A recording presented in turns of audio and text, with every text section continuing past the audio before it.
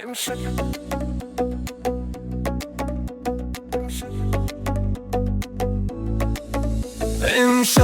هوا بوی آمدن تو را دارد. عشق مل من از عصر تا حالا بیقرار تو مانده. دستم به هیچ کاری نمیرود، فکر من فقط کنار تو نشسته. در خیال من قدمت را دنباله میکنم تا جایی که میرسی به آغوش من.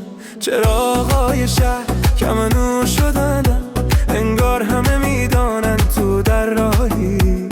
باد از سمت خیابان اصلی میآید، با بوی تو را با خودش میآورد. هر بار که این نسیم میوزد، قلبم یک بار دیگر تندتر میزند. عشقم بیا که چشمای امسال هاست تو را میخوانن. بیا که نبودنت برایم مثل زمستان سرد است. وقتی میرسی جهانم دوباره نفس میکشد. وقتی لبخند میزنی تمام غمهایم آب میشود. تو باشی من تا ابد مهمان عشق تو میمانم. تو باشی این دل هیچ پناه دیگری نمیخواهد.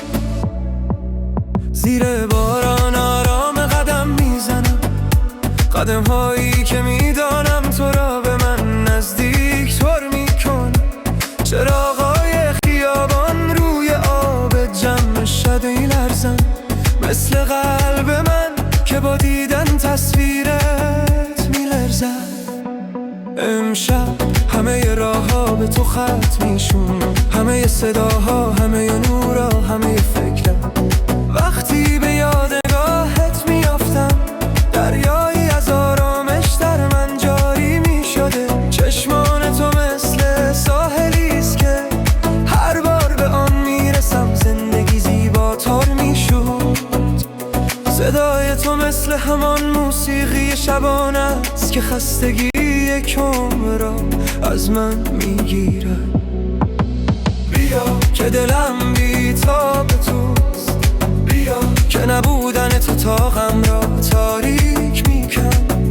تو که باشی هر ثانیه درخشان میشود. تو که بخندی گریه هایم پنهان میشوند. امشب بیا تا کنار تو بارانش روی قلبم ببار. عشقم من در میان تمام آدم ها فقط تو را میبینم، فقط تو را میخواهم.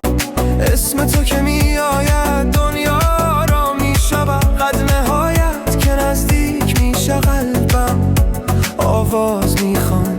از من نپرس چرا، عشق دلیل نمیخواهد. امشب تو میایی و من بیدارم. عشقم تمام شب را با خیال دستایت سر میکنم تا تو برسی. و این شبی شود که هیچ وقت فراموش نمی کنی.